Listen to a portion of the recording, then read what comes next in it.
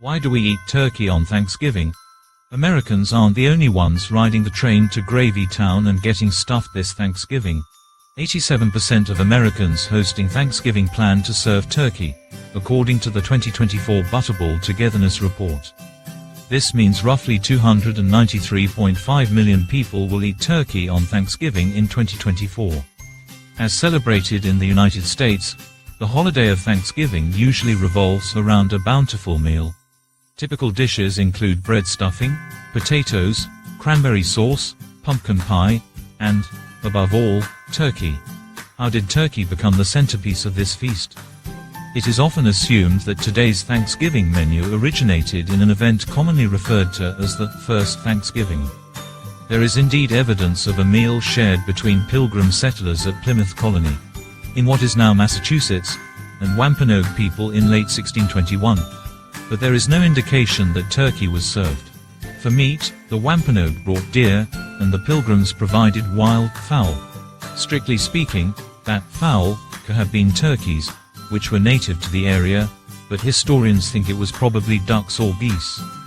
What's more, the Pilgrims do not appear to have considered this meal a milestone worthy of special commemoration. No 17th century reference to it exists beyond a letter written by Plymouth colonist Edward Winslow.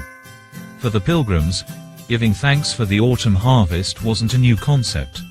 As a tradition with roots in European harvest festivals and Christian religious observances, days of Thanksgiving were fairly common among the colonists of New England. Throughout America's colonial era, communities held their own unofficial Thanksgiving celebrations, and few people associated them with the Plymouth settlers. By the turn of the 19th century, however, turkey had become a popular dish to serve on such occasions. There were a few reasons for this. First, the bird was rather plentiful. One expert estimated that there were at least 10 million turkeys in America at the time of European contact. Second, turkeys on a family farm were almost always available for slaughter. While live cows and hens were useful as long as they were producing milk and eggs, respectively, turkeys were generally raised only for their meat and thus could be readily killed. Third, a single turkey was usually big enough to feed a family. Nevertheless, turkeys were not yet synonymous with Thanksgiving. Some people have credited Charles Dickens's A Christmas Carol, 1843, with bolstering the idea of turkey as a holiday meal. But another writer, Sarah Josepha Hale, played an arguably more important role. In her 1827 novel Northwood, she devoted an entire chapter to a description of a New England Thanksgiving, with a roasted turkey placed at the head of the table.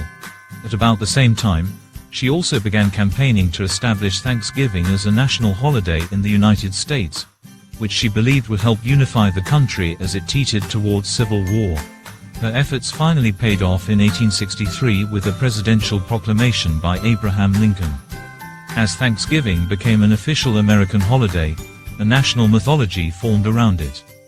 An 1841 collection of Pilgrim writing had referred to the meal described by Winslow as the First Thanksgiving. Although Winslow didn't specifically mention turkey, his fellow colonist William Bradford did refer to a great store of wild turkeys at Plymouth that fall, in a journal that was reprinted in 1856. Before long, the cultural links between Pilgrims, turkeys, and Thanksgiving became an inextricable and integral part of American schoolchildren's education. From a more practical perspective, turkey has also remained relatively affordable. Although the wild turkey was considered endangered in the early 20th century, its population once again stands in the millions. In addition, modern breeding practices have helped make turkeys both larger and cheaper than ever, thus ensuring their continued place on the Thanksgiving table. Though historians don't have an evidence to prove that turkey was eaten during the first Thanksgiving dinner, but the Thanksgiving celebration will be incomplete without it. God bless you. Thanks for watching. Like, subscribe and get notified.